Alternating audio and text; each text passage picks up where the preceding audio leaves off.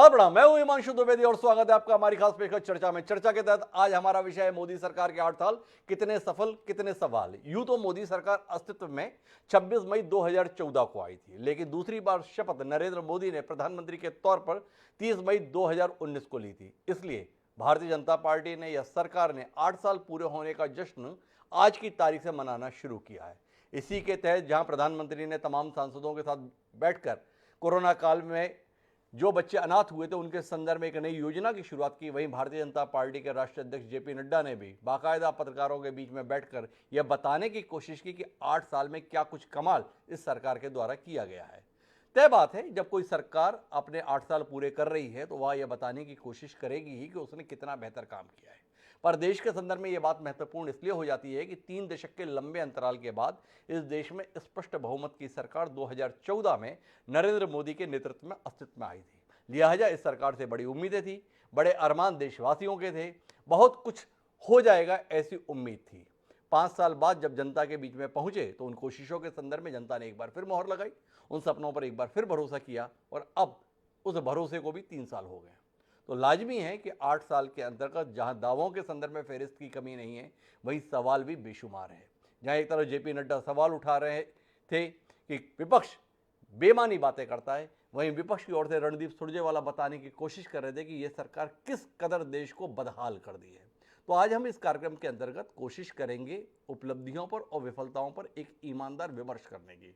कोशिश होगी कि हम बातचीत के माध्यम से समझ पाएं कि आखिर देश 2014 में जहां पर था वहां से अब कहां खड़ा हुआ है, किन मुद्दों पर हमने बेहतर किया है, कौन से ऐसे मसले हैं जिन पर अभी भी सवाल अनुत्तरित हैं। तो हमारे साथ इस खास बातचीत के लिए कई मेहमान जुड़ रहे हैं, उनसे आपका परिचय कराएं और एक संजीदा बातचीत करने की कोशिश करें। उससे पहले समय है आज के विचार सूत्र का। हमारा विचार सूत्र ये कहता है कि न चाहू न च भविस्थिति न चेत रहे विज्जति एकांतम निंदितो पोसो एकांतवा पसिंस्ते, अर्थात पूर्णतया निंदित या पूर्णतया प्रशंसित पुरुष न था, न होगा, न आजकल है।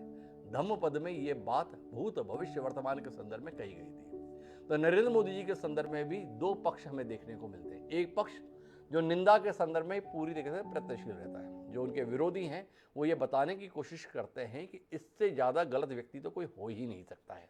वहीं जो उनके समर्थक है, खासतौर पर उनकी पार्टी से जुड़े हुए हैं, वो बताने की कोशिश करते हैं कि आज़ाद भारत में अगर कोई नेता हुआ है तो वो नरेंद्र मोदी के रूप में ही देश को मिला है, इससे पहले तो कोई नेता था ही नहीं। दोनों तरफ अतिरेक है, तो उस अतिरेक के बीच में संतुलन बनाने की कोशिश करते हुए हमारे साथ इस चर्चा का हिस्सा बनने के लिए जो मेहमान जुड़ रहे हैं उनमें एक बड़ा प्रबुद्ध नाम है, वो रघु ठाकुर जी का है। पुराने समाजवादी चिंतक हैं, उनकी ईमानदारी के संदर्भ में, उनके ज्ञान के संदर्भ में, उनकी विद्वता के संदर्भ में किसी को संदेह नहीं रहता। हमारे साथ गुरदीप सप्पल जी हैं, भारतीय राष्ट्रीय कांग्रेस के प्रवक्ता हैं, लेकिन एक ईमानदार बात तथ्यों के साथ कहने के लिए देश में अलग पहचान रखते हैं। यशपाल सिसोदिया जी भी हमारे साथ हैं, भारतीय जनता पार्टी के कर्मठ कार्यकर्ता की छवि रखते हैं, कई बार के विधायक हैं, नरेंद्र मोदी के अनन्य प्रशंसक हैं, पर इसके बावजूद भी उम्मीद करते हैं कि वो प्रशंसा के दायरे से बाहर रखकर एक ईमानदार बातचीत करने की कोशिश कार्यक्रम में करेंगे। और इन सब के बीच में अपनी निष्पक्ष और निर्भीक राय देने के लिए वरिष्ठ पत्रकार राजकुमार सिंह जी भी हमारे साथ जुड़ चुके हैं। आप सभी का स्वागत है। चर्चा की शुरुआत करें उससे पहले उन दोनों दावों को एक बार देख लिया जाए, जो एक तरफ जेपी नड्डा जी कर रहे हैं, जो भारतीय जनता पार्टी के राष्ट्रीय अध्यक्ष हैं, दूसरी तरफ रणदीप सुरजेवाला हैं, जो कांग्रेस का मुखर चेहरा हैं, राष्ट्रीय महामंत्री हैं। एक बार उनकी बात सुन लेते हैं और फिर अपनी चर्चा की शुरुआत यशपाल सिसोदिया जी से करते हैं। And today 6 lakh villages are being connected with all weather road.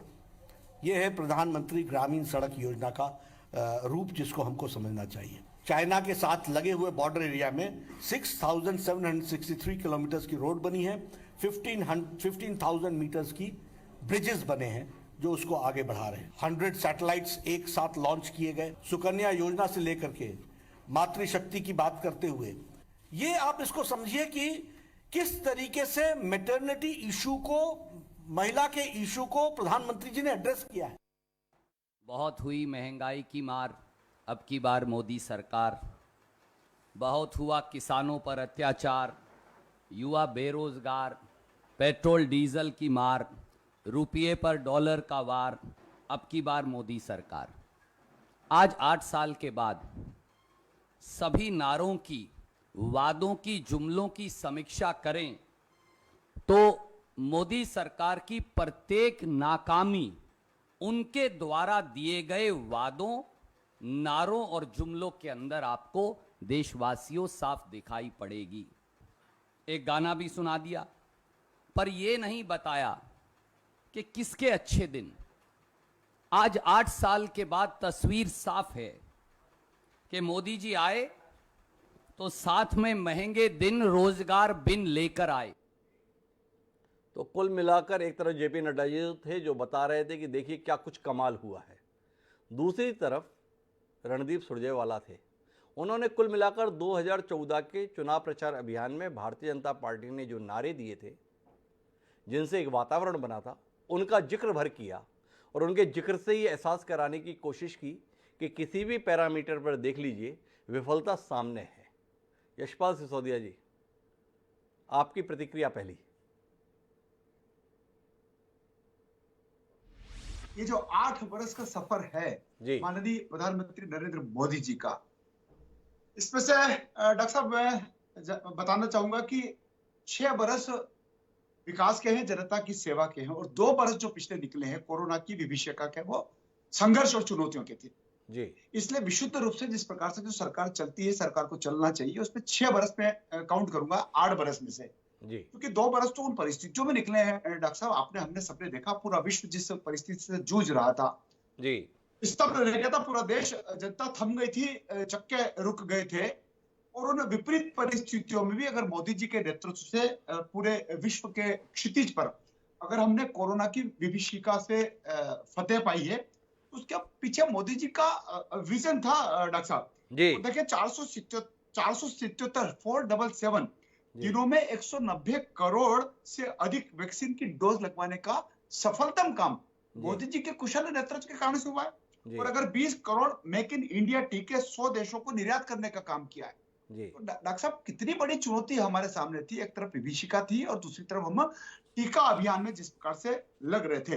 इसलिए मैं डॉक्टर साहब इस 8 वर्ष को 6 वर्ष में तुलनात्मक दृष्टिकोण से बताना चाहूंगा, क्योंकि 6 वर्ष काम के हैं, 2 वर्ष मोदी जी के नेतृत्व वाले कोरोना के कारण से चुनौती के हैं।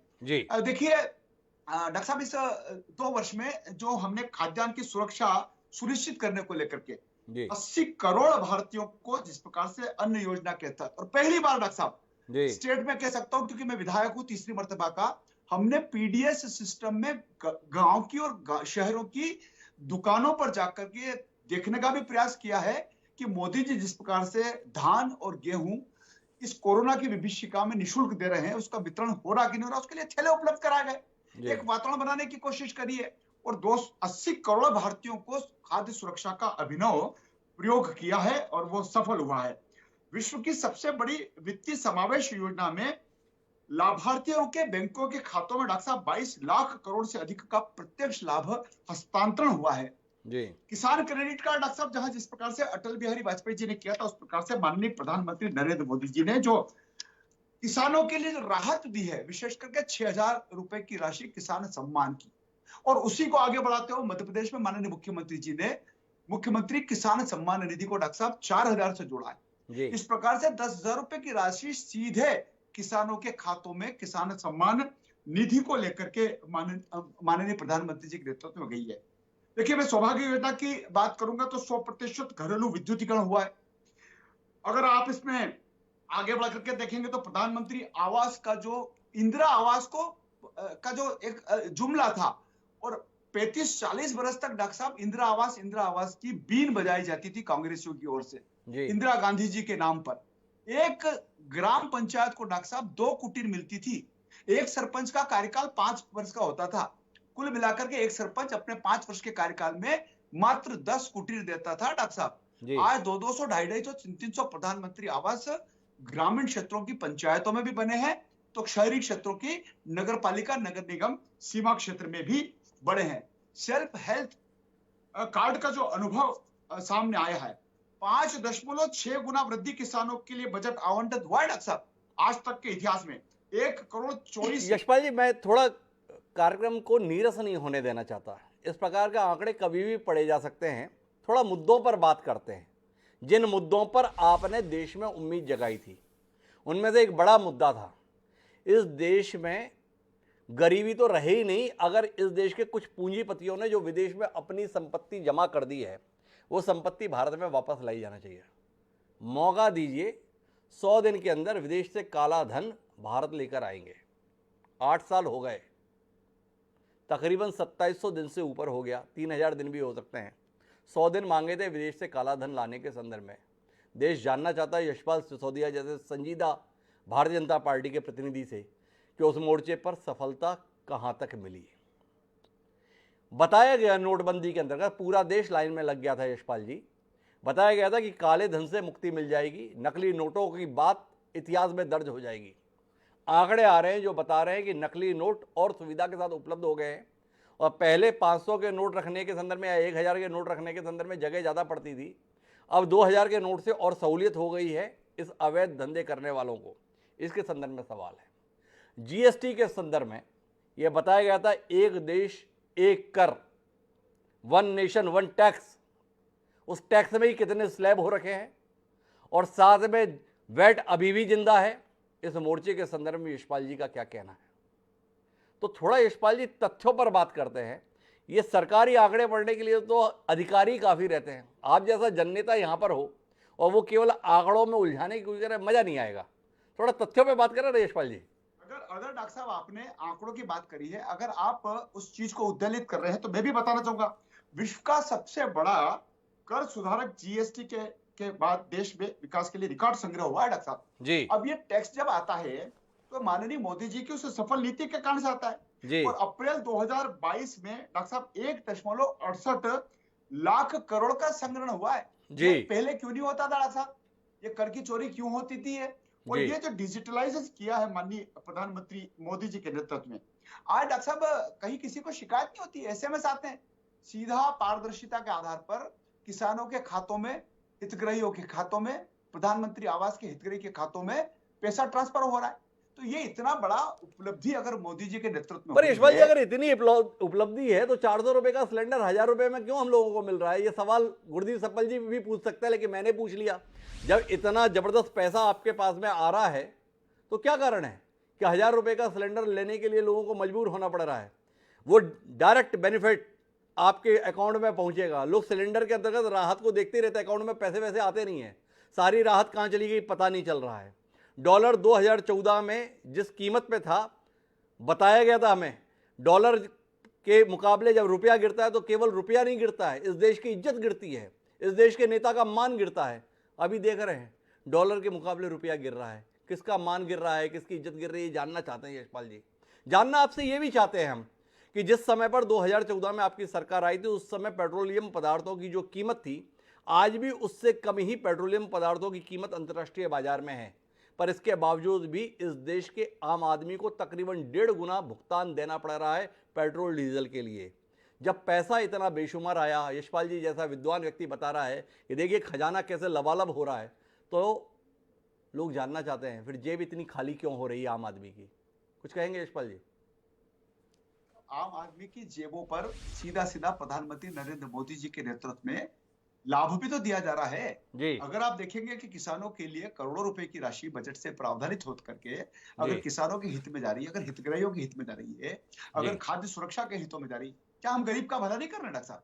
अगर हम कहेंगे कि 8.2% की विकास दर के साथ भारत दुनिया में सबसे तेजी से बढ़ने वाली अर्थव्यवस्था का देश हो गया है, डॉक्टर साहब इसको अपन उपलब्धि नहीं कहेंगे क्या?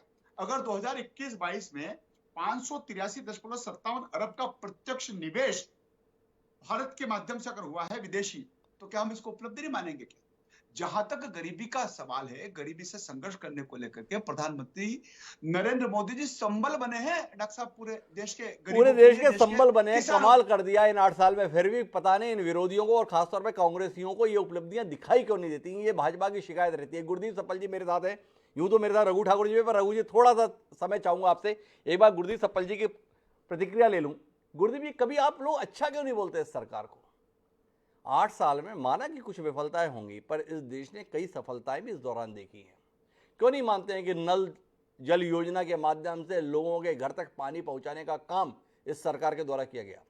स्वच्छता के संदर्भ में गांधी जी का सपना था कि मेरा देश, मेरा गांव स्वच्छ रहे।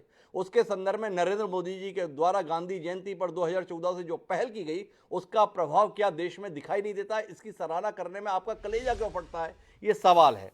क्या आपको गैस सिलेंडर उपलब्ध कराने के संदर्भ में जो योजना उज्ज्वला के रूप में चलाई गई, उसके माध्यम से महिलाओं की जिंदगी में बदलाव आया, उसको लेकर आपकी शिकायत क्यों है? जानने में यह भी दिलचस्पी है कि किसानों के संदर्भ में पहली बार उनको एक सम्मान राशि के तौर पर राहत पहुंचाई जा रही है। इसकी सराहना करने में आप पीछे क्यों हटते हैं?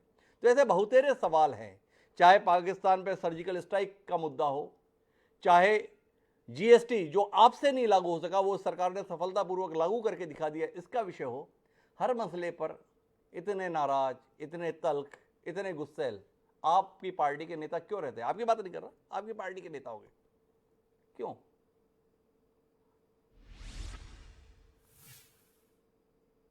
मुरली जी, आपने शायद म्यूट का बटन दबाया हुआ है, उसे अनम्यूट कर देंगे। जी हिमांशु जी, अब सरकार है भारत की, तो ऐसा तो है नहीं कि कुछ नहीं करेगी, कुछ काम तो करेगी भी जी। और वो जो काम करेगी उसकी चर्चा पूरे ढोल गाजे बाजे के साथ तो मोदी जी से लेकर उनके तमाम मंत्री और विधायक और प्रवक्ता करते ही रहते हैं, कार्यकर्ता भी करते रहते हैं। तो वो तो उनको शोभा देता है, हम उनको मुबारक देते हैं। हम विपक्ष में हैं जी। संविधान के अनुसार जनता ने हमें विपक्ष का काम दिया है और हमारा ये ड्यूटी है कि हम सरकार से सवाल पूछें, और इसलिए पूछें क्योंकि 8 साल के अंदर कुल जमा, अगर मुझे एक लाइन में बात कहनी है तो आम आदमी का जो सुख और चैन होता था वो छिन चुका है। आप देखिए इस वक्त लोगों से आप बात कीजिए, या तो वो बेरोजगारी से दुखी हैं, महंगाई से दुखी हैं, या वो नफरत की आग में जल रहे हैं। और जो नफरत की आग में जल रहे हैं वो इनका सपोर्ट बेस भी बन रहे हैं। ऐसा नहीं है कि जितने लोग दुखी हैं वो इनके खिलाफ ही जा रहे हैं। तो ये जो देश की जनता को इन्होंने बांट दिया है और एकदम निर्ही बना दिया है कि आज बेरोजगारी के नाम पे जो हो रहा है वो किसी से छुपा हुआ नहीं है। 45 साल से में इतनी बेरोजगारी नहीं हुई थी, हम उसकी बात क्यों नहीं करेंगे? हम उस महंगाई की बात क्यों नहीं करेंगे जो जनता अब महसूस कर रही है? और इसके पहले कि अगर कोई ये बोले कि मनमोहन सिंह जी की यूपीए सरकार थी कांग्रेस के नेतृत्व वाली, उसमें भी महंगाई बहुत थी, तो महंगाई तो तब भी होती थी, लेकिन मनमोहन सिंह जी के 10 साल के अंदर हिमांशु जी जो पर कैपिटा इनकम है वो 150% बढ़ी थी। हर व्यक्ति की आय में जबरदस्त इजाफा हुआ था। मोदी जी को 8 साल हो गए हैं और कुल मिलाकर 20% इनकम बढ़ी है पर कैपिटा, और वो 20% भी इसलिए बढ़ी है क्योंकि हमारा मोमेंटम 14-15 में इनको जो मिला 25% वो हो गई थी। नोटबंदी के बाद से एक्चुअल में 4% इनकम गिर गई है। तो 16 से 22 तक इस देश के हर व्यक्ति की आय गिरी है। ये इस सरकार की अगर उपलब्धि मानते हैं, अब ठीक है कि आप राशन दे रहे हैं, ठीक है कि आप बेनिफिशियरीज को काम कर रहे हैं, लेकिन सरकार का काम देश में रोजगार देना, सरकार का काम अर्थव्यवस्था को आगे बढ़ाना, सरकार का काम आम जनता को संबल देना कि आप आत्मनिर्भर बनिए। आत्मनिर्भर का नारा मोदी जी देते हैं लेकिन उस नारे पे चलते नहीं है। अभी बहुत सारी बातें बोली यशपाल जी ने, बहुत सारी बातें बोली, जैसे जीएसटी हमारे यहाँ रिकॉर्ड हो रहा है जी। मैं इनको बता दूं क्यों हो रहा है रिकॉर्ड। इसलिए हो रहा है, एक वजह की चीज महंगी हो रही है। जो चीज 100 की थी अब 150 की मिल रही है, तो जीएसटी तो 50% उस पर ज्यादा मिलेगा ना सरकार को टैक्स। दूसरा, एक तरफा ट्रेड, अब 612 बिलियन का अधिक इंपोर्ट हुआ है और इंपोर्ट पे आईजीएसटी लगता है। तो जो आत्मनिर्भरता के उल्टा चल रहा है देश, उसकी वजह से जीएसटी बढ़ रहा है। और तीसरा, जो पेट्रोल रेट के अंतरराष्ट्रीय पेट्रोल डीजल के बड़े हैं, पेट्रोलियम के, क्रूड ऑयल के, वो डॉलर में खरीदते हैं, उस पर ज्यादा जीएसटी मिल रहा है। तो जीएसटी प्रोडक्शन की वजह से नहीं बढ़ रहा है सर, जीएसटी इसलिए बढ़ रहा है कि महंगाई बढ़ रही है, आपका रुपया वीक हो रहा है और आपका आयात बढ़ रहा है, आप निर्यात नहीं कर रहे हैं। चीन को आपने 27 बिलियन डॉलर का निर्यात किया था और मंगाया कितना? 103 बिलियन, 4 गुना 5 गुना ज्यादा। आप कहां पे खड़े हैं? आप देश को आपने वहां ला दिया है जहां आने वाले कुछ सालों तक अब रोशनी नजर नहीं आ रही है। ठीक है, आप इसको डायरेक्ट कैश बेनिफिट की तरह से लोगों को अपने पक्ष में रख सकते हैं। ये ठीक है कि आप मस्जिद मंदिर करके आप मुसलमानों को बोल के भड़का के वोट हासिल कर सकते हैं, पर सच्चाई जो है वो अपनी जगह है कि सरकार के चलते ना रोजगार का चयन है, ना घर चल पा रहा है, और इस सरकार के चलते कमा कौन रहा है? 142 परिवारों को 30 लाख करोड़ मिल गया था लास्ट ईयर कोविड के दौरान। जिस कोविड की बात कर रहे थे ना कि 2 साल आप निकाल दीजिए, हम निकालेंगे नहीं यशपाल जी, क्योंकि उस 2 साल में जनता को कुछ नहीं मिला, लेकिन 142 परिवारों को 30 लाख करोड़ मिल गया।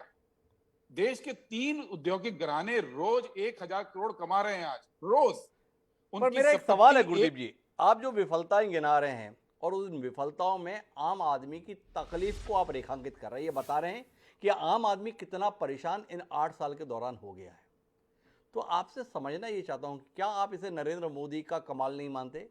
क्या आप इसे नरेंद्र मोदी की सफलता नहीं मानते कि इसके बावजूद भी न केवल जनता का भरोसा अभी भी भारतीय जनता पार्टी और नरेंद्र मोदी के प्रति बना हुआ है, बल्कि आपके नेताओं का भी भरोसा भारतीय जनता पार्टी और नरेंद्र मोदी पर बना हुआ है।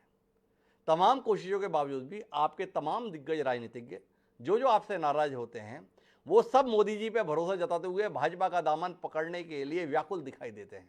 लगातार फेरिस्त है, सुनील जाखड़ जा चुके, हार्दिक पटेल कतार में है। तो आपसे जानना चाहता हूं कि क्या आप इसे इनकी एक बड़ी सफलता नहीं मानते कि जो इतनी विफलताएं आप गिनाते हैं, इसके बावजूद भी जनता के बीच में अपना भरोसा, अपनी साख कायम रखने में ये कामयाब है? इस सफलता के संदर्भ में गुरदीप जी कुछ कहेंगे? इसका जवाब तो बहुत आसान है हिमांशु जी। जी बहुत आसान है जी।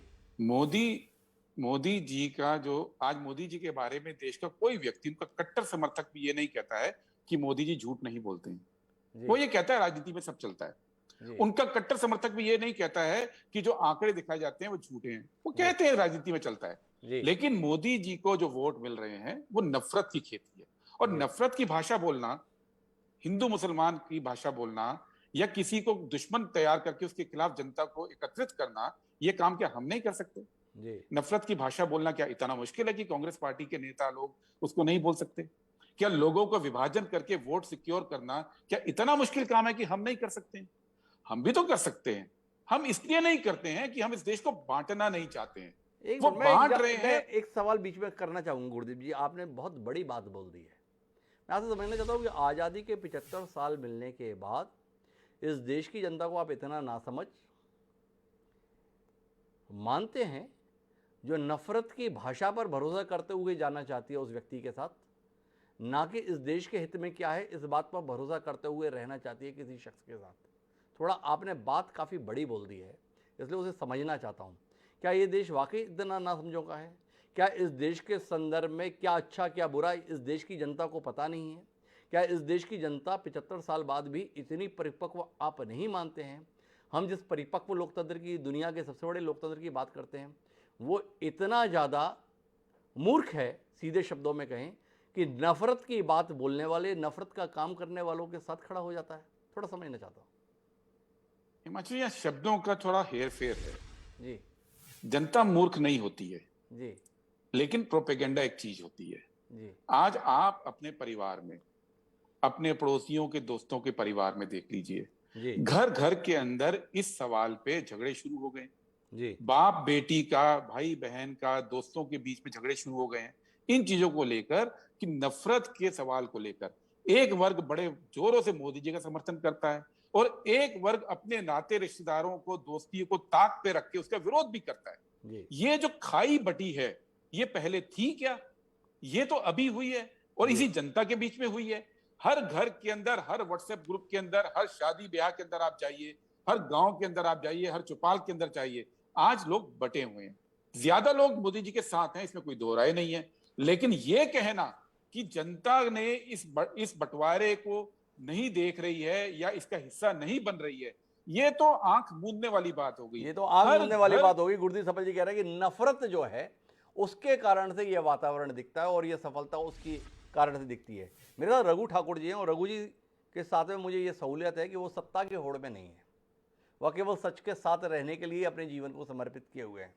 उनसे समझना चाहता हूँ, वैचारिक रूप से विरोध अपनी जगह रघु जी, और देश के आज के हालात अपनी जगह, क्या वाकई देश इतनी खराब हालत में है जैसा गुरदीप जी बताने की कोशिश करते हैं, या देश उतना सुनहरा है, इतना सब कुछ अच्छा अच्छा है जैसा यशपाल जी बताते हैं, या इसके बीच में कुछ और आप देख पाते हैं जो बाकी लोग देख तो सकते हैं पर अपनी राजनीतिक प्रतिबद्धताओं के चलते देखना नहीं चाहते?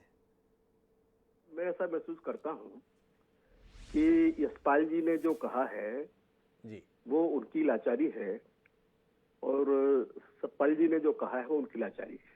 जी दरअसल इन दोनों के कथन खुद ही लाचारियों से के बोझ से दबे हुए हैं। जी मैं नहीं कहता हूं कि मोदी जी ने कुछ काम नहीं किया है। मोदी जी के कुछ कामों का मैं समर्थक हूं, मैंने खुलेआम समर्थन भी किया है। जी अब ये से नोटबंदी की चर्चा हो रही थी। जी मैं आज भी मानता हूं कि नोटबंदी एक समाजवादी दिशा में जाने वाला कदम था और उसका विरोध नहीं किया जाना चाहिए था। अगर उससे किसी को परेशानी होती तो वो काले धन वालों को होती, बड़े लोग को होती। ये बात मैं मानता हूं कि नोटबंदी की प्रक्रिया जिस प्रकार से हुई वो प्रक्रिया ठीक नहीं थी। दरअसल मोदी जी के साथ दिक्कत ये है कि वो अच्छा भी काम अगर करते हैं तो वो उसको इस ढंग से करते हैं कि वो केवल अपने ऊपर ही सारा से लेके जाना चाहते हैं।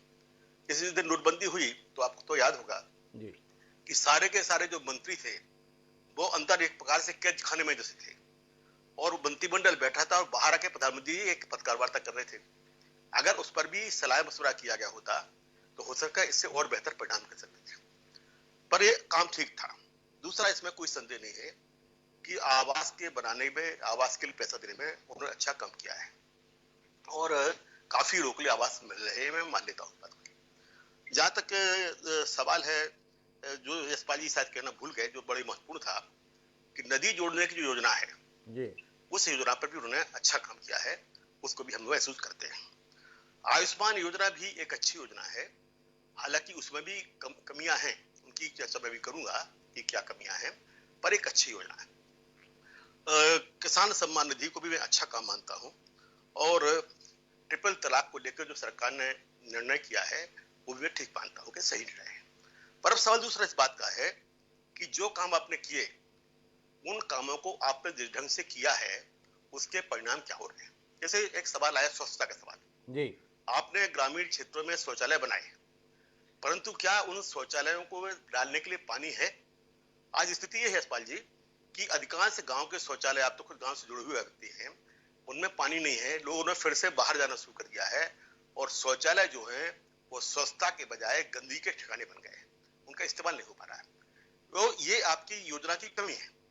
आपकी योजना की कमी ये भी है कि इससे आपने उज्ज्वला योजना लागू की, ठीक बात है, आपने सिलेंडर दिया, बहुत अच्छा काम किया, पर जिनको वो सिलेंडर चलाना है, आगे ले जाना है, क्या उसकी कीमत को देने के लायक कीमत आपके पास है? आपने कीमतों को लगभग दोगुना कर दिया, तो वो उसका इस्तेमाल क्या कर पाएंगे? ये भी एक सोचने का सवाल है। तीसरी बात यह है कि जो अभी कहा यशपाल जी ने कि कोरोना काल में सफलता हो रही, 190 का 180 करोड़ जो लोगों के लिए वैक्सीन लग गया, सारी दुनिया में लगा है वैक्सीन, को यही नहीं लगा है। सवाल ये नहीं है। मैं तो ये पूछना चाहता हूं कि यशपाल जी या हमारे प्रधानमंत्री मोदी जी ये बताएं कि इन्होंने इसकी घोषणा 19 या 20 मार्च 2021 को क्यों की, जबकि ये सूचना जो विश्व स्वास्थ्य संगठन है उसकी ओर से, अंतरराष्ट्रीय संस्थाओं की ओर से नवंबर और दिसंबर 2020 में आ चुकी थी। क्या सिर्फ इसलिए कि यहाँ पर डोनाल्ड ट्रंप का दौरा होना था, उस दौरे की वजह से आपने खुद 1 लाख लोग अहमदाबाद में जमा किए, उसकी वजह से आपने हवाई यात्राओं पर रोक नहीं लगाई? देखिए, ये जो बीमारी है कोरोना की, ये बीमारी भारतीय बीमारी नहीं है, ये विदेश से आई हुई बीमारी है। और जब विदेश से आई हुई बीमारी है तो इस बीमारी को आने की सूचना मिलने के बाद आप ट्रंप से कह सकते हैं कि भाई ट्रंप जी रुक जाइए, हम आपका स्वागत बाद में कर लेंगे, कभी देश को महामारी से बचाएंगे, परंतु ये कमी रही।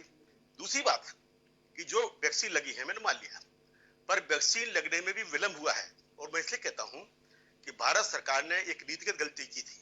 उन्होंने वैक्सीन बनाने वाली कंपनियों से जो समझौता किया, उसमें समझौता किया कि 50% आप देश को देंगे, सस्ते दरों पर देंगे, 50% आप देश को निर्यात कर देंगे।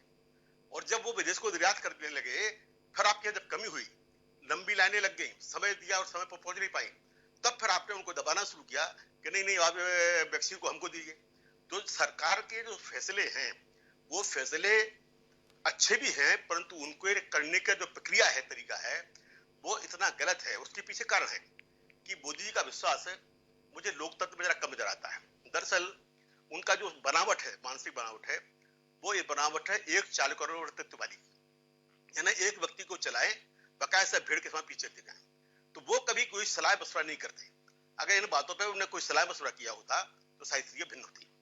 अब जहां तक उनकी कमियां हैं, उनकी नीति के बारे में जो कमियों का सवाल है, उस पर मैं आपके सामने अपनी बात को रखना चाहता हूं कि अभी जैसे कहा गया कि साहब जीएसटी आई, जीएसटी पिछले कांग्रेस सरकार के जमाने में भी आई थी और उस समय बतौर मुख्यमंत्री के स्वतः मोदी जी ने और भाजपा ने उसका विरोध किया था। तो ये जो जीएसटी है, इस जीएसटी को आपने तब विरोध क्यों किया था? दूसरा जो जुड़ा हुआ सवाल है कि आप कह रहे हैं कि इससे इतना टैक्स हुआ। हम आपसे पूछना चाहते हैं कि 18% जो कॉर्पोरेट टैक्स था, इसको आपने भी 5% कम कर दिया। अरे भाई, अगर 5% टैक्स और आप लगाते तो जो आज आपका रेवेन्यू 1.5 लाख करोड़ आप बता रहे हैं, ये बढ़कर 3 लाख करोड़ का होता, तो हिंदुस्तान को और पैसा मिलता। इसको आपने कम क्यों किया? फिर इस सवाल ये पूछना पड़ेगा कि आपने विस्टा प्रोजेक्ट की चर्चा की, क्या हिंदुस्तान के नई संसद की आवश्यकता थी? क्या 25,000 करोड़ रुपया विस्टा प्रोजेक्ट पे खर्च करना उपयोगी है? देखिए, ये देश गांधी का देश जाना जाता है। भारत सरकार ने जब स्वच्छता का अभियान शुरू किया तो गांधी की फोटो ले खाली चश्मा लगाया। चलिए, इतने को हम धन्यवाद देते कि चश्मा तो लगा लिया, वरना वो भी नहीं लगाते। विस्टा प्रोजेक्ट है, आप विस्टा प्रोजेक्ट के ऊपर कुल मिलाकर के आज 20 से 25,000 करोड़ रुपए खर्च होना है। क्या हो रहा है इसमें? आप साहब नया राष्ट्रपति भवन बनाएंगे, आप नई संसद बनाएंगे, आप नए सांसदों के लिए मकान बनाएंगे। आखिर इसकी क्या आवश्यकता है? आज देश के लिए जो आवश्यकता है वो सबसे प्रथम आवश्यकता है कि आप हिंदुस्तान में बेरोजगारी को दूर करने के लिए, महंगाई को कम करने के लिए, लोगों को काम देने के लिए कुछ करें। बेरोजगारी का सवाल कोई मामूली सवाल नहीं है। बेरोजगारी की स्थिति इतनी भयंकर हो रही है कि अगर एक चपरासी का पद निकलता है तो हजारों लोग उसको दरखास्त लगाते हैं कि हमको चपरासी बनना है। यहाँ भोपाल के रेलवे स्टेशन पे मैं उतरा, मैंने देखा कि बच्चियां ऊपर एक वर्दी पहने पर लिखा है चाय वाला और चाय बेच रही थी।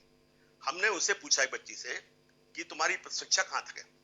अब आप देखिए कि बीटेक पास लड़की आज चाय बेचने को लाचार है, एमए पास लड़का, इंजीनियरिंग पास लड़का आज चपरासी बन के दरखास्त देने को तैयार है। और भारत सरकार क्या कर रही है? भारत सरकार, मोदी जी की सरकार हर क्षेत्र का निजीकरण करने की तैयारी है और निजीकरण कर रही है। रेल में आप देखिए कि 3 लाख पद सालों से करे पड़े, बंद पड़े हैं, उनको लिए भर्ती नहीं किया गया। अभी आपने हाल में 83,000 पद सरेंडर कर दिए।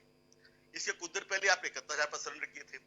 तो एक तरफ तो बेरोजगारी इतनी पहुंची हुई है कि उसकी संख्या, अगर आप पढ़े लिखे हो, गैर पढ़े लिखे बेरोजगारी की संख्या को जोड़ेंगे तो 20-22 करोड़ से ऊपर वो संख्या पहुंच रही है। परंतु उनको रोजगार देने के लिए आपका योजना क्या है?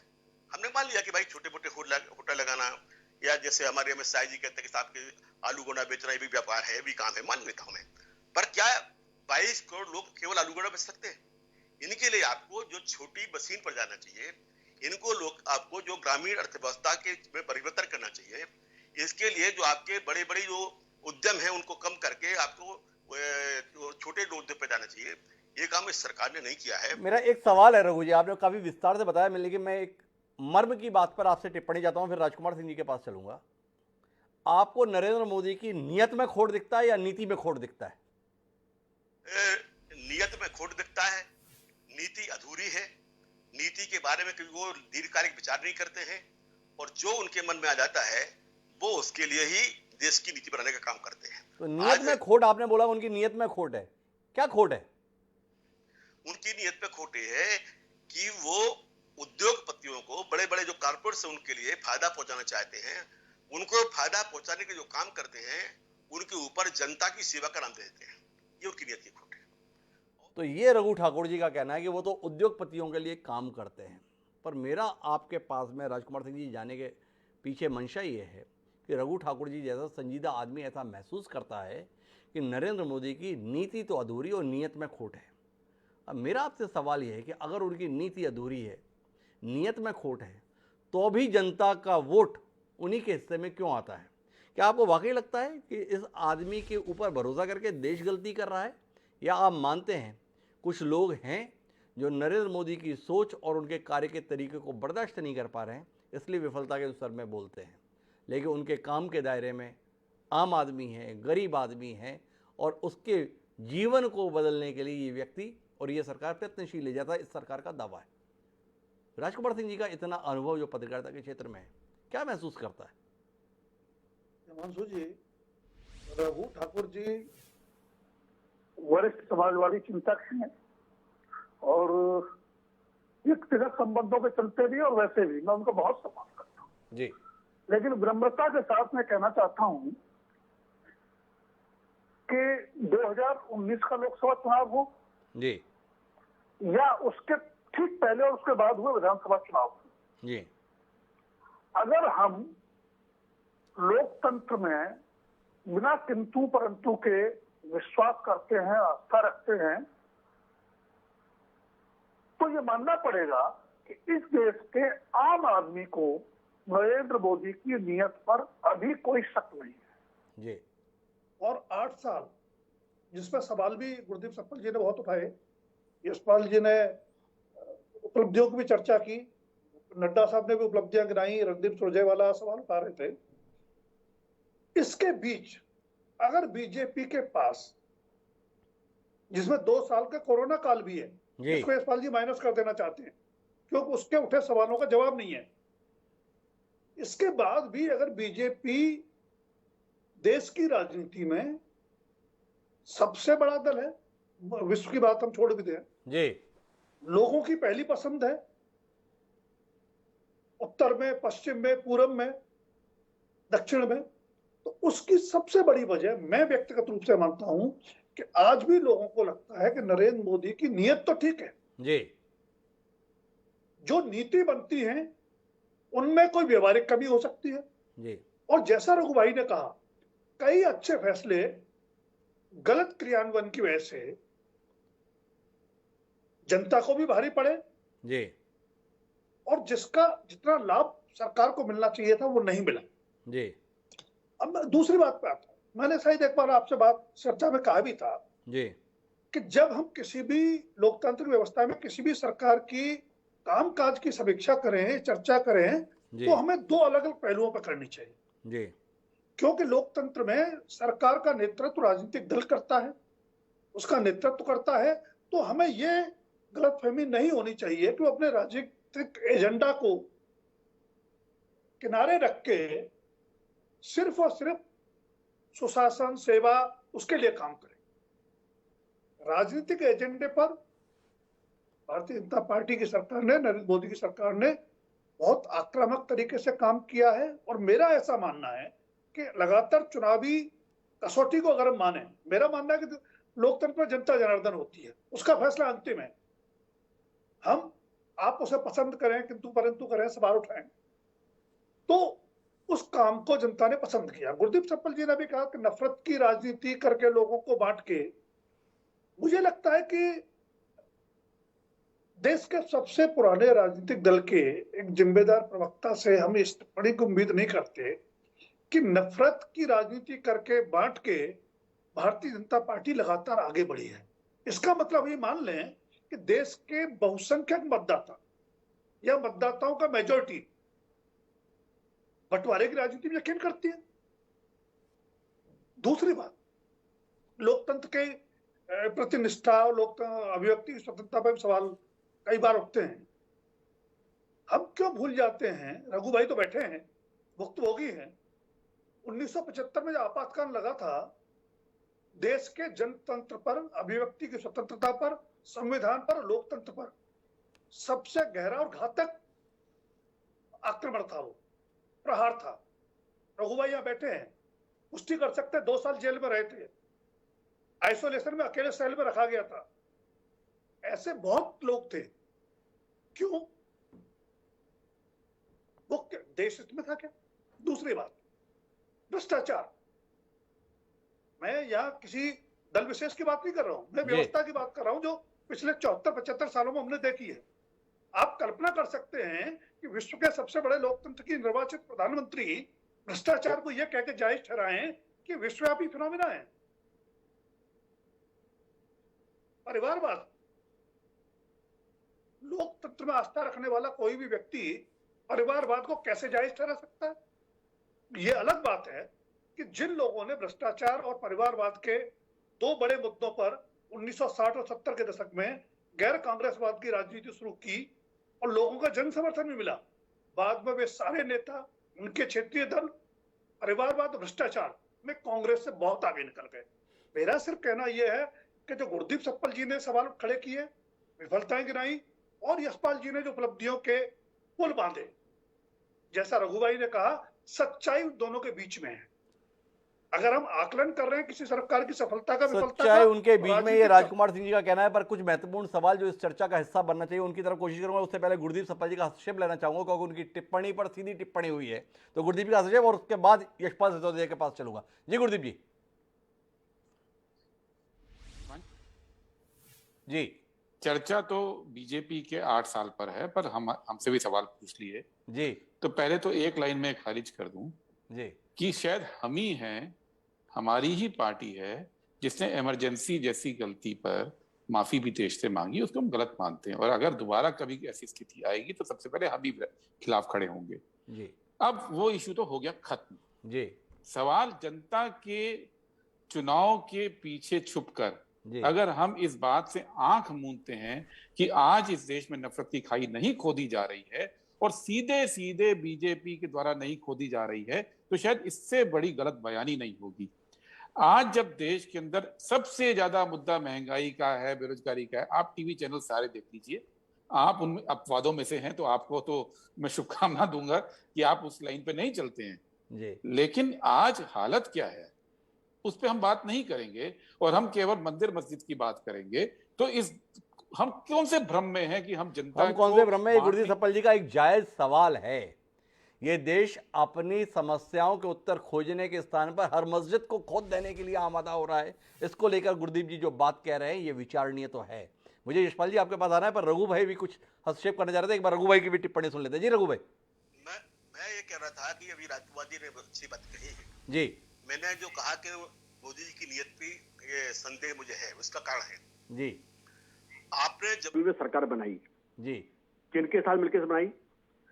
उन्हीं महिला के साथ जिनके बारे में आपने आरोप लगाए थे कि ये जो है ये आतंकवादी को शरण देती हैं, आतंकवादी को पालती हैं और आतंकवादी को इनके नाम पर रिहा किया गया था। जी फारूक अब्दुल्ला साहब के साथ में आपने सरकार बनाई, अभी महबूबा साहब के साथ आपने सरकार बनाई। आपने ट्रिपल तलाक के मुद्दे को लेकर अच्छा निर्णय किया, परंतु ये निर्णय आपने जिस उद्देश्य से किया उसको आप भी बेहतर जानते हैं। जी मैं इस बात की चर्चा करना चाहता हूं कि नियत का सवाल मैं इसलिए कहता हूं कि अभी जो दुनिया में एक ग्लोबल ढांचा बनाया जा रहा है कॉर्पोरेट के द्वारा दुनिया के, वो ये है कि एक हिस्सा बहुत ऊपर जाएगा, दूसरा हिस्सा बिल्कुल नीचे केवल खाने के लिए जिंदा रहेगा। आज भारत भी उसी स्थिति पहुंच रहा है कि जहां पर एक तरफ कॉर्पोरेट जो है वो आसमान पर पहुंच जा रहा है, जो गरीब आदमी है वो केवल 5 किलो अनाज के ऊपर जा रहा है। मैं एक बात इसलिए रघु ठाकुर जी जो बात कह रहे हैं वो काफी गंभीर है। रघु ठाकुर जी बता रहे हैं वर्ग के बीच में विभेद बढ़ने के संदर्भ में, वर्ग के बीच में असमानता बढ़ने के संदर्भ में वह इस तरफ रेखांकित कर रहे हैं कि अमीर बहुत अमीर होने जा रहा है, गरीब बहुत गरीब होने जा रहा है, और गरीब के मुंह से क्रांति की आवाज ना निकले, गरीब सड़क पर ना उतरे, तो उसके लिए 5 किलो अनाज की व्यवस्था की जा रही है। इस चिंता के संदर्भ में जो रघु ठाकुर कह रहे हैं वो एक विचारणीय विषय है। लेकिन यशपाल जी आपसे जो समझना है वो समझना ये है कि आपने हर मसले का उत्तर इन दिनों मंदिर मस्जिद से देने की जो कोशिश के रूप में निकाला है, इसके संदर्भ में कुछ कहेंगे? क्यों आप हर मस्जिद को खुदवा देने के लिए आमादा हैं? और अगर आप आमादा नहीं हैं तो इस देश की सरकार इन कोशिशों के खिलाफ स्पष्ट तौर पर खुलकर सामने क्यों नहीं आती है? ये सवाल है। 8 साल की उपलब्धियों के अंतर्गत क्या इस देश के पास में यही बच गया कि ताजमहल खोद दिया जाए? क्या यही आ गया कि कुतुब मीनार को खोद दिया जाए? और इस जैसी 3000 से ज़्यादा इमारतों के संदर्भ में फिर जाके आप कोई सर्कुलर ही लेकर क्यों नहीं आते हैं कानून की शक्ल में, जिसमें हर मस्जिद को खोद कर ये जांचा जाएगा कि उसके नीचे कितने मंदिर दबे हुए हैं? डॉक्टर साहब ऐसा नहीं है, कुछ स्थितियां कुछ परिस्थितियां उन विषयों को लेकर के जब सामने आती है, और जब तक राम मंदिर की बात करते तो यही कांग्रेस कहती थी राम तो काल्पनिक है, राम तो पैदा ही नहीं हुए, और हलफनामे देते थे। आज जब राम मंदिर बन गया है तो कांग्रेस कह रहा है हमने कब विरोध किया। देखिए डॉक्टर साहब मैं एक बात जरूर कहूंगा, आदरणीय हमारे वरिष्ठ रघु जी को मैं बहुत सम्मान देता हूँ, बड़े चिंतक हैं समाजवादी। मैं उनसे रघु जी से ये भी प्रश्न करूंगा कि आपने बहुत कुछ तो कह दिया, लेकिन क्या हिंदुस्तान में ही ट्रंप के आने से कोरोना हुआ?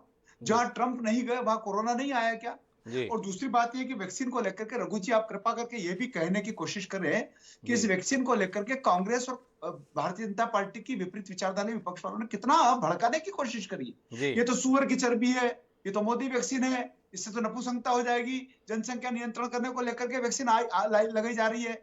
और जो आलोचना करते थे वो पर्दे के पीछे वैक्सीन लगाते थे। और गुरदीप जी, मैं आपसे ये भी पूछना चाहूंगा, आपने नफरत की आग की बड़ा आरोप लगा दिया, आप ये क्यों नहीं कर रहे हैं भारत तेरे टुकड़े होंगे इंशाअल्लाह इंशाअल्लाह? जिन लोगों ने नारे लगाए थे उनका आपने विरोध क्यों नहीं किया? अरे भारत के टुकड़े अगर हो जाएंगे गुरदीप जी, तो हिंदुस्तान में बचेगा क्या? सर्जिकल स्ट्राइक को लेकर के आपके दल के लोग, बड़े बड़े प्रवक्ता और बड़े बड़े नेता सबूत मांगने की ओर आगे बढ़ रहे थे कि सर्जिकल स्ट्राइक के सबूत दीजिए। जब देश पर आन पड़ती है गुरदीप भाई, तो आपकी हमारी सबकी विचारधारा एक होना चाहिए। भारतीय जनता पार्टी ने कभी नफरत के आधार पर राजनीति नहीं की गुरदीप भाई। और हमने तो कभी गरीबी हटाने का नारा तो आपकी इंदिरा जी ने दिया था 1970-71 के दशक में, और उसके बाद तो आपके कई प्रधानमंत्री आ गए। इंदिरा जी स्वयं रही उसके बाद में 10-10 वर्ष तक, आपने गरीबी नहीं हटाई। आपने बेरोजगारी हटाने का बड़ा बड़ा नारा और बड़े बड़े वादे किए थे। देश पे 56 वर्ष में तो गरीबी हटी नहीं। मोदी जी के 8 साल में जो कुछ उपलब्धियां हैं वो आपके और आपके दल को नजर नहीं आ रही है। 4-5 प्रमुख जो कमियां है वो आप जरूर गिनाते हैं। और आपके राहुल बाबा विदेश में जाकर के भारत की तुलना श्रीलंका और पाकिस्तान से भी बदतर स्थिति हो गई है। अब राहुल गांधी जी को हिंदुस्तान में तो कोई सुनता नहीं डॉक्टर साहब, ये विदेश में जाकर के ढोल पीट रहे हैं। और विदेश में जाकर के ढोल पीट रहे हैं तो ये समझ रहे थे कि जिस प्रकार से मोदी मोदी लगते नारे, उसी प्रकार से राहुल राहुल नारे लग जाएंगे। एक ने भी नहीं सुनी डॉक्टर साहब, एक ने भी। भारत की स्थिति इतनी बदतर नहीं है गुरदीप जी कि आप कह रहे हैं कि श्रीलंका और पाकिस्तान से भी बदतर भारत हो गया। अरे भारत ने जो ऊंचाइयां प्राप्त की है, अगर यूक्रेन में उस विभीषिका में, उस आक्रमण में अगर भारत का झंडा लेकर के गुरबीदई को निकलने की कोशिश करता तो उसको जाने दिया जाता। कई पाकिस्तानियों ने भारत का झंडा हाथ में ले लिया और कहा कि अब तो हिंदुस्तान के हैं, भारत के झंडे ने इनको बेड़ा पार कर दिया। आपको समझना होगा, आपको इतना कुछ समझना होगा। लेकिन यशपाल जी थोड़ा समझाइए तो सही ना, भारत इतना मजबूत हो गया पर 2 साल से चीन हमारी सीमा पर आकर बैठा हुआ है, उसका समाधान कहाँ हुआ? इन 8 साल की उपलब्धियों के बीच में इस चुनौती के संदर्भ में भी कोई टिप्पणी आपके मुंह से निकलेगी? क्या आपके मुंह से निकलेगा कि बड़े पैमाने पर बेरोजगारी, अगर इतना ही सब कुछ अच्छा हो गया है तो बेरोजगारी के आंकड़े इतने भयावह क्यों हो रहे हैं? क्या आपके मुंह से निकलेगा हंगर इंडेक्स 2014 में 51वें नंबर पर थे हम, आज 101वें नंबर पर पहुंच गए। अगर हमारा राशन और बाकी व्यवस्था इतनी अच्छी है तो ये आंकड़ा क्यों आ रहा है? ये तमाम सवाल हैं जो आपकी उपलब्धियों के दावों के बीच में हैं। इनके उत्तर देने की कोई कोशिश यशपाल जी आप करेंगे, या कुल मिलाकर देश को इस बात पर ही धन्य होने के लिए विवश कर देंगे कि हम सबका सौभाग्य है कि हमें ऐसा नेतृत्व मिला है? जो बात आप राहुल गांधी के संदर्भ में विदेश के मुद्दे पर कह रहे हैं, वैसे एक भाषण विदेश में दिया गया था जिसमें बताया गया था 2014 से पहले हम सब लोग ये पूछते थे कौन सा पाप किया है जो हिंदुस्तान में पैदा हुए। क्या वो बयान जायज़ था? क्या उस उपलब्धि के संदर्भ में भी यशपाल जी कुछ कहना चाहिए? या डॉक्टर साहब इतना जरूर कहूंगा कि चीन की यदि हिमाकत अभी कम है तो मोदी जी के कारण से है। अगर पाकिस्तान भी कई भय की स्थिति में है तो वो मोदी जी के कारण से। अगर विदेश में भारतीय राजनीति का जो डंका बजा है वो सिर्फ मोदी जी के कारण से है। और अगर आप बेरोजगारी की बात कर रहे हैं डॉक्टर साहब, तो मैं ये भी निवेदन करना चाहूंगा कि जो निवेशक आए हैं और उन निवेशकों को जिस प्रकार से ताकत और संबल भारत की सरकार और भारतीय जनता पार्टी शासित यशपाल जी को जरूरत है इस बात को जानने की कि इन 8 सालों में इस देश से कितनी कंपनियां अपना कारोबार समेटकर पलायन कर गई हैं। निसान यहाँ से जा चुकी है, फोर्ड यहाँ से जा चुकी है, जनरल मोटर्स भी यहाँ से जा चुके हैं। तो ये सारी फहरिस्त को भी आपको देखने की शायद जरूरत होगी। लेकिन उपलब्धियाँ भी हैं पर साथ साथ सवाल भी हैं। मैं गुरदीप सप्पल जी के पास चलता हूँ। गुरदीप सप्पल जी लगातार हस्तक्षेप कर जा रहे हैं, एक बार उनका हस्तक्षेप सुनते हैं फिर उनसे कुछ सवाल करते हैं। जी गुरदीप जी। हिमांशु जी 2-3 बातें उठाई हैं, मैं उनका एक एक करके थोड़ा बहुत संक्षेप में जवाब दूंगा। जी। पर उसके पहले जो सवाल है, देखिए यूपीए की सरकार गई थी क्योंकि हम पे ये आरोप लगाया था 1,76,000 करोड़ का 2G घोटाला और 1,85,000 करोड़ का कोल घोटाला, जो कि काल्पनिक लॉस था, काल्पनिक घाटा था, एक फर्जी घोटाला खड़ा किया गया और उसके लिए हमको बदनाम करके बाहर कर दिया, जो आज पूरे देश को पता है वो घोटाला था ही नहीं। जी। लेकिन जो असल लूट आज हो रही है, असल लूट 11 लाख करोड़ रुपया, हम तो 2.25 लाख पे थे, 11 लाख करोड़ रुपए बैंकों का माफ कर दिया जो लोग बैंक के उसमें गड़बड़ किए हैं। जी। 5,35,000 करोड़ रुपया के फ्रॉड करके लोग इस देश को छोड़कर भाग गए हैं। ये मोदी राज की बात है जी। और 11 लाख करोड़ के एनपीए अब और खड़े हैं। तो जो ये 30 लाख करोड़ लगभग बनता है, ये लोग लूट कर खा गए, आज उसकी बात मीडिया नहीं करेगा तो हम कौन सी दुनिया में जी रहे हैं। दूसरी बात जो इन्होंने बातें कही, टुकड़े टुकड़े गैंग। यशपाल जी 8 साल से आप ही सत्ता में हैं, अगर किसी ने टुकड़े टुकड़े बोला होता, आपकी पुलिस, आपकी सरकार, आपकी इंटरनल सिक्योरिटी क्या कर रही है? आज क्यों 8 साल 7 साल के बाद आज आप केवल भाषण देते हैं? क्योंकि वो भी फर्जी आपने जमा किया था। जिन लोगों ने नारे लगाए थे ना जेएनयू के गेट पे, उन लोगों को आज तक आप पकड़ नहीं पाए, बावजूद इसके कि सीसीटीवी के अंदर उनकी फुटेज है। और आपने कन्हैया को बदनाम करने की कोशिश की और गलत की, इसलिए हमने उसको अपनी पार्टी में लिया, क्योंकि आपके फर्जी वाले के खिलाफ हम लड़ेंगे। आपने बात की कि तिरंगा लेके यूक्रेन में निकले, तो आप ये कहना चाहते हैं कि इस तिरंगे की महिमा केवल मोदी जी के आने से बनी है? इस देश में जो 75 साल से हम लोगों ने काम किया, उसने महिमा नहीं तैयार की थी तिरंगे की। हाँ, आरएसएस ने अब मानी है कुछ साल पहले, वो नहीं मानता था तिरंगे को, पूरा देश मानता था। और तिरंगे की महिमा अब से नहीं है, नैम समिट 1952 में हो गया था, पूरी दुनिया पीछे आई थी तिरंगे के। तो महिमा को हमें आप उल्टा पाठ मत पढ़ाइए। आपने बात की वैक्सीन के बारे में, हमने गलत बोला। अरे आप तो थाली बजवा रहे थे, दिए जलवा रहे थे, और राहुल गांधी प्रेस कॉन्फ्रेंस करके, और हिमांशु जी के पास फुटेज होगी आर्काइव में, वो डिमांड कर रहे थे कि वैक्सीन लगवाइए, बिना वैक्सीन के कोरोना नहीं जाएगा।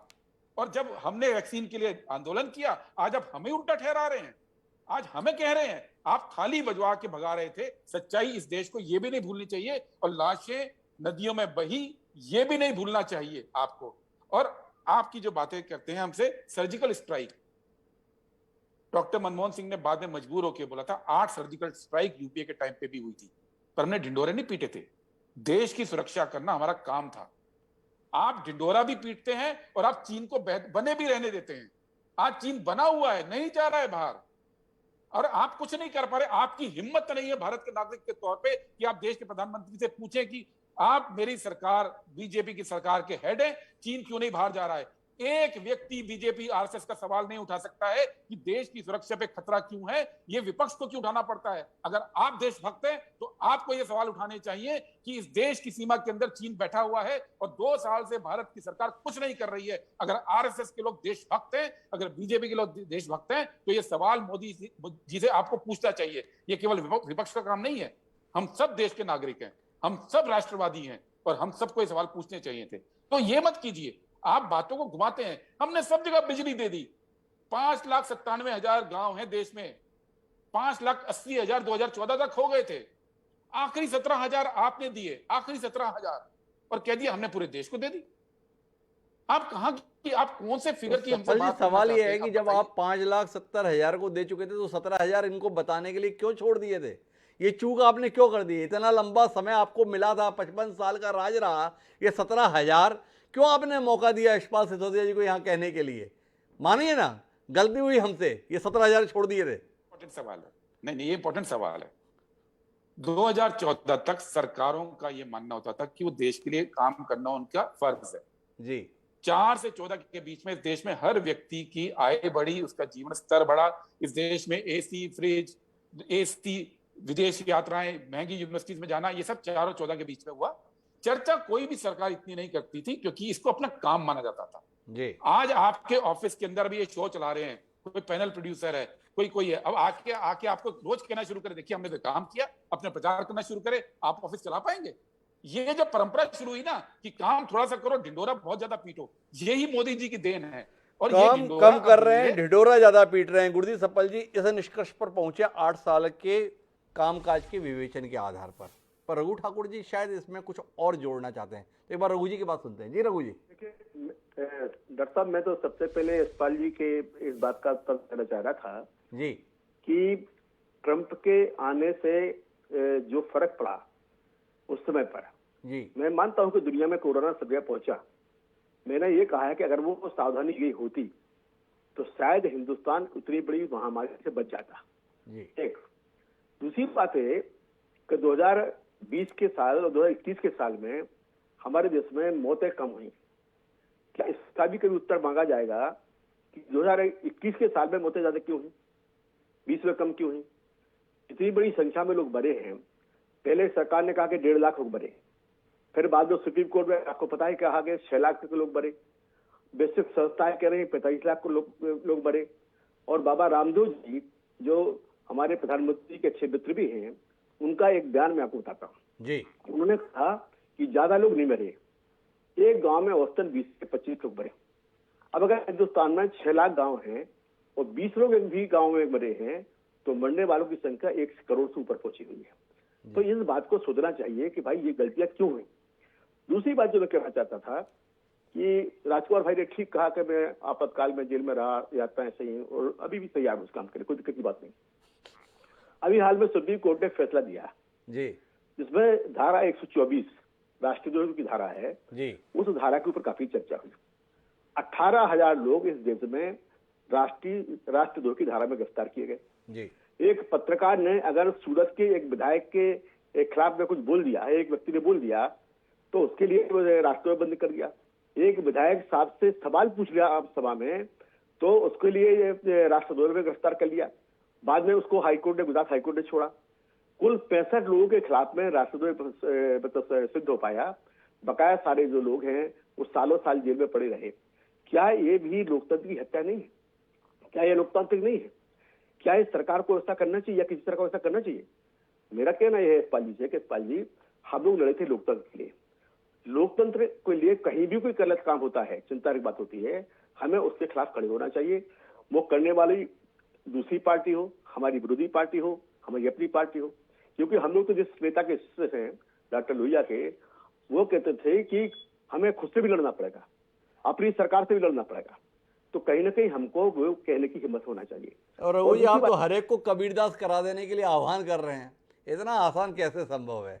और यशपाल जी के पास में हम लोग वैसे ही परेशान हैं, उनको जहां होना चाहिए वहां तक नहीं पहुंच रहे हैं, और आप अभी भी उन्हें अपनी पार्टी में ही जो है तनख्वाहिया करा देने के लिए आह्वान कर रहे हैं।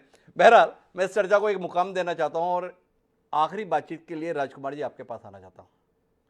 क्या आप 8 साल के संदर्भ में जब विवेचन करें और नरेंद्र मोदी की सरकार की सबसे बड़ी सफलता और सबसे बड़ी विफलता, केवल 2 प्रश्न अगर आपसे करें संक्षिप्त, मेरे पास समय सीमित है, तो क्या सबसे बड़ी सफलता आप मानते हो, क्या सबसे बड़ी विफलता आप मानते हैं? देखिए, जो उनका राजनीतिक एजेंडा है भारतीय जनता पार्टी का या उनका अपना, उस एजेंडा पर अमल उन्होंने पूरी शिद्दत से किया है, निष्ठा से किया है, पूरी रफ्तार से किया है जी। लेकिन जो सुशासन की बात थी, अच्छे दिन आने की बात थी, आम आदमी की जिंदगी में बदलाव की बात थी, उस पर चुनौतियों का पहाड़ कोरोना काल में और बड़ा हो गया है। बेरोजगारी है, महंगाई है, गरीब और गरीब हो रहा है, अमीर और अमीर हो रहा है। तो इस आर्थिक विषमता को जब तक नहीं रोका जाएगा, आम आदमी का जीवन बेहतर बनाने के लिए कुछ नहीं किया जाएगा, तब तक सुशासन वाला जो पार्ट है वो अधूरा है। आने वाले 2 सालों में मुझे लगता है मोदी सरकार के लिए, भारतीय जनता पार्टी के लिए सबसे बड़ी कसौटी वही होने वाली है, क्योंकि लगभग 1 दर्जन विधानसभाओं के चुनाव है, उसके बाद लोकसभा का चुनाव है, और कुछ ना हो, राजनीतिक एजेंडा की चिंता में भी सुशासन को अपनी एजेंडा में टॉप पर लाना पड़ेगा। अगर हम इस बातचीत के मर्म में पहुंचे तो कुल मिलाकर सामाजिक एजेंडा होते हुए भी प्राथमिकता में राजनीतिक एजेंडे का रहना इस सरकार की सबसे बड़ी विफलता है। ये सरकार लोगों के लिए काम तो करना चाहती है, लेकिन उससे ऊपर वरीयता अपने राजनीतिक हितों को दे देती है। इसीलिए उपलब्धियां उस स्तर पर नहीं पहुंच रही हैं जिस स्तर पहुंचने की उम्मीद निष्पक्ष भाव से लोग करते हैं। इसमें कोई शक की बात नहीं है कि 8 साल में काम बहुतेरे हुए हैं, लेकिन उसके साथ में जो चुनौतियां उभर कर आई हैं उनके संदर्भ में प्रश्न अनुत्तरित हैं। सबसे बड़ा सवाल अमीरों के बहुत अमीर हो जाने और गरीबों के और गरीब हो जाने के संदर्भ में है। आप उन्हें मरने नहीं देंगे इसके संदर्भ में संदेह नहीं है, लेकिन आप उन्हें समृद्ध होने के संदर्भ में कोई ठोस कदम उठाएंगे इस संदर्भ में इंतजार है। जब तक ये इंतजार खत्म नहीं होगा तब तक सरकार की उपलब्धियों के दावे पर एतबार नहीं होगा। क्या सरकार आने वाले समय में इस दिशा में कोई कदम उठाएगी या रघु ठाकुर जी के आरोपों की सच्चाई को ही साबित करने के लिए काम करती रहेगी? इंतजार करेंगे। आप चारों मेहमानों का बहुत बहुत धन्यवाद इस चर्चा का हिस्सा बनने के लिए। समय है अब आज के शेर का। कुल मिलाकर नरेंद्र मोदी प्रधानमंत्री के तौर पर 8 साल पूरे कर लिए, पर इसके बाद भी यह मानने में उनके विरोधियों को भी ऐतराज नहीं होगा कि आज भी वह देश के सबसे लोकप्रिय नेता के तौर पर विद्यमान है। एक शख्स का लगातार शिखर पर बने रहना अपने आप में अचंभा पैदा करता है, और इसी को एक शायर ने कमाल के शब्दों में कहा। वो कहा ये कि बुलंदियों पे पहुंचना कोई कमाल नहीं, बुलंदियों पे पहुंचना कोई कमाल नहीं, बुलंदियों पे ठहरना कमाल होता है। अशोक साहिल ने जो ये बात कही थी वो नरेंद्र मोदी पर तो मुफीद है, पर भारत के संदर्भ में शिखर पर पहुंचने के लिए हम अभी भी इंतजार कर रहे हैं। ठहरने की तो बात दूसरी है। आप तो शिखर पर पहुंच गए, ये देश शिखर पर कब पहुंचेगा ये आम नागरिक जानना चाहता है। क्या उसे इसका उत्तर मिलेगा? इंतजार करते हैं।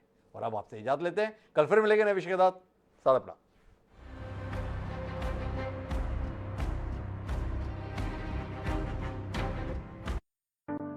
इस कार्यक्रम के प्रायोजक थे Ramakrishna care hospital, Avinash, a relation for life. जिवेद शरद